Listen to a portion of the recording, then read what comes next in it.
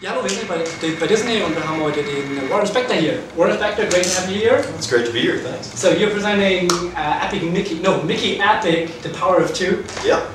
It's interesting, so in the presentation you've mentioned a lot, like Deus Ex, so is there anything that you've learned, especially from Deus Ex, that now helps you developing Epic Micky? Well, sure, every game you do, if your games are all basically about the same thing, which is empowering players to tell their own stories, every game you do teaches you something that you hope you can do a little better in the next one. I think if you want to talk about something that we did differently in the Disney Epic Micky games than we did in the Deus Ex games, in those earlier games, I thought that having multiple endings was the right answer. That players would appreciate branches that were radically different, and so we offered multiple endings in both the first and the second Deus Ex game, and I guess the guys at Eidos Montreal did the same thing in the third game. But for the Disney Epic Micky games, I started thinking about it and talking to the team, and what we decided was that having a choice point at the end where you basically got to pick which end game you wanted was kind of lame. And if we had you go down a path too early that took you towards an end game, you wouldn't even know that you made a choice in the first mission that resulted in this end game not being available to you anymore. Can you describe this a bit more? So Sure. So how does those challenges or those like choices involved in the game? Is it like kind of Mass Effect style, or how would you say it? Well, in the Disney Epic Micky games, we took a completely different approach. There's one ending, but what we're doing is we're tracking your playstyle. We're tracking everything you do throughout the game, and then we construct a single end game that, with individual shots that we're putting together in real time. It looks like just a movie, but we're actually constructing the end game in real time to reflect exactly what you did in the game. So the way you dealt with an enemy is we drop in the shot that reflects the way you dealt with an enemy, and the way you solved a quest, we drop that shot in. So every player sees just one ending, but everybody's movie is unique, and who you see in it and what the world looks like is unique based on what you did. I think that's a more interesting approach than I've gotten to the last mission. I can see, okay, do I want the world to be plunged into a new dark age, or do I want to unite everybody as part of a hive mind and get universal peace, or like the branching narrative isn't all that interesting to me anymore. So that was something I learned from Deus Ex. So now Oswald is basically like the new hero, right? So in the first game it was like he was more or less competing with Micky, right, for his throne more or less, that he wants to have the power, and now they're working together. So how does this tie in? Well, in the first game, Oswald was jealous of Micky. I mean, and think about it. If your younger brother came along and basically stole the life that should have been yours, you'd be a little resentful too. Yeah, sure. So, but during the course of the first game, Oswald saw Micky, not as the guy. He began to see Micky as the guy who was a real hero, who was doing stuff because it was the right thing to do, not because he was trying to take something away from Oswald. And by the end, they were a family again. They were brothers. And so in this game, we're starting to explore a little bit of the difference in their personalities. But Oswald isn't resentful anymore. Oswald is many things, but he's definitely Micky's brother, and they work together to solve the world's problems. So when we saw this intro, it was like basically Oswald was kind of saved from a engineer or whatever that has this robot more or less, and he's escaping with him, or. Well, what's in the intro to the story, Oswald, who's the boss of Wasteland, he's the guy in charge there. He and the other Wastelanders are kind of cleaning up after the events of the first game. I don't want to say too much because I don't want to spoil anything for anybody who hasn't played the first game yet. While they're doing this, earthquakes start hitting and natural disasters basically start happening in Wasteland. And then just when it looks like nothing can get worse, the Mad Doctor, who was one of the villains in the first game, shows up, and he's at the head of an army of animatronic enemies. And so like, oh great, the world is earthquakes and power outages and all this stuff, and now the Mad Doctor shows up. But the Mad Doctor claims he wants to be a good guy now. He's been redeemed. And a lot of the game is about, do you trust him or not? Ah, okay, You have to cool. figure it out. Is the Mad Doctor really a good guy now or not?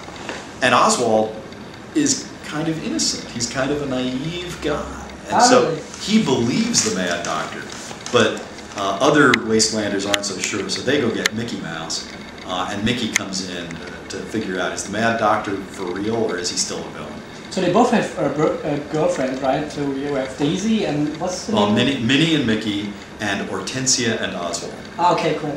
So is there any like emotional kind of thing, like you have to save them or something like that? You know, I'm not real big on the Save the Princess story. I think games have done that enough. Okay, You know, cool. that one and the Saving Earth from Alien Invasion. You're the last space marine between Earth and alien invasion. I really don't think we need to do that story ever again either. So what do you want to do? What do you want to achieve then? well, you have to figure out what's causing these earthquakes and power outages. You need to figure out the mystery of what we call the blotworks, which are part animatronic, part robotic, and part toon. Where did they come from, and what are they all about, and how do you defeat them? And you have to figure out if the Mad Doctor is really a good guy. I mean, in a weird sort of way, the game is all about, you know, who do you trust, and do you believe that everybody is redeemable, or is there evil in the world just so bad that you know you can't ever redeem it? Yeah, sorry. Talking about gameplay elements, what do you think isn't that like new? So we saw this kind of, you can paint the world like we see it in the last game, some of that, and you can erase it. What is the new gameplay element? Well, we're obviously refining and enhancing the stuff that we did before, the drawing and erasing. But the big thing we wanted to do with this game was to, you know, sort of take our first steps towards the true cooperative storytelling experience. So Mickey and Oswald play together. We've got AI that drives Oswald when you're playing in single player. The player plays Mickey, the console controls Oswald, but at any point a second player can drop in and start playing as Oswald and use all of Oswald's unique abilities and help Mickey to solve the world's problems. And it's kind of cool because you can do things when the second player takes control of Oswald that Mickey can't do alone. You can get places, you can deal with problems in new ways, you can get places. Can you give them any example of this? Well, I'm not going to give you too many specific examples, but Oswald has the ability to remove his arm and activate switches at a distance. Okay. You know, and so there might be a chasm that's so broad that Mickey can't jump across it, and Oswald can't fly across it, even though he has helicopter ears. But he can remove his arm and throw it, and that would allow him to activate something that the player couldn't actually do any other way. And that opens up access to a new part of the game that single player players won't see. Yeah. There's that sort of thing. There are places that are too high to get to unless Oswald flips Mickey up. There are things that happen when Mickey's paint or thinner crosses with Oswald's electricity that I'm not going to talk about. But there are things that can only be done by doing that. I mean, there are all sorts of things that when you play with a second player. But you're always playing those two characters, right? You're not playing like Goofy or whatever? Oh, no. I mean, we saw this demo, so is every stage like you have more or less like a Disney character in it, like a Goofy or something like that, and he's explaining something to you? Well, and you gotta manage something? Well, every map includes lots of Disney characters, yeah. We created a handful of original characters, but mostly, you know, the whole idea behind Wasteland is, you know, let's honor Disney's creative history, right? So it's all about Disney characters. I tell the team constantly, don't make stuff up unless you have to. Are DuckTales in? No. There's an animatronic Donald. Okay. Oh, really? Okay. Yeah, but you know, I've said this often enough. I want to do a duck game someday, so I want to keep them kind of separate. Ah, okay. Maybe someday we'll do something. Because Tick, Trick, and Truck, they are really smart, and they have like the cool arms and that. Yeah. It could be interesting. It could. It'd be a lot of fun. Yeah. So, I mean, the first game was originally just out on Wii. Is there something like, if we're talking about Wii U, for example, is there something that you would expect to do that something could be really cool, that really could enhance gameplay? Well, you know, if we were to do a Wii U version, and to be clear, that's not something that we're talking about here. May or may not be working on it, big mystery, hoo-ah. But you know, there certainly when you have an entirely new way of interacting with a console like the tablet that comes with Wii U, you know, it opens up new gameplay possibilities. So I think it'd be nice to exploit some of the unique characteristics of that hardware. Sure. What is your thoughts about new console generations? So like, I mean, we have now Kinect, for example, and like Xbox 720. Is there something that you really want to have that it's not just about gameplay and not just about powerful hardware?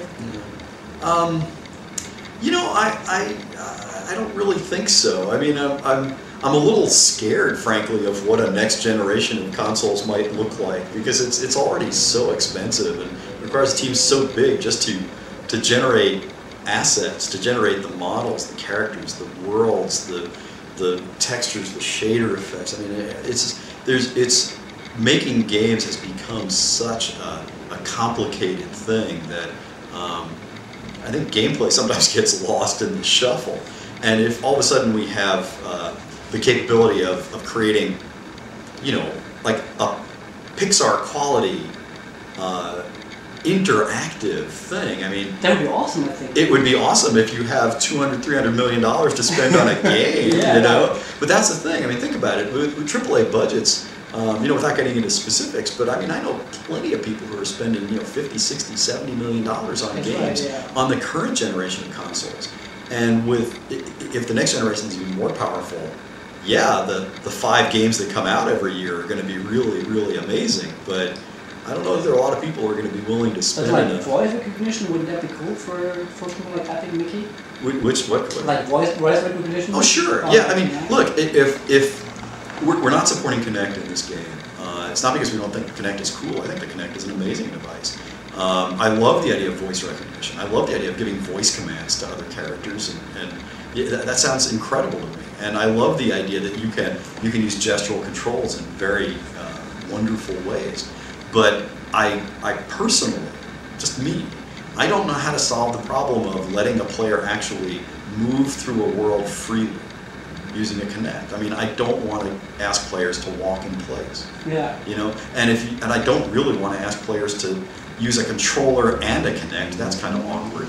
And I don't want to put the player on rails and interact with the world as they move through it, as if they were on a theme park ride. And I don't want to make a performance game, which is where the Kinect, I think, really shines. So I don't know exactly what to do with the Kinect in the context of this game. So yeah, there are aspects of it that would be incredibly cool, and you know, maybe we'll exploit them down the road sometime. But I'll build to whatever hardware they give me, I guess, because at the end of the day, it is about the gameplay and it is about the story. It's not about the hardware that drives it. Cool, thanks a lot. Hey, my pleasure. Disney Micky Epic, die Macht der Zwei. Erhältlich ab September 2012.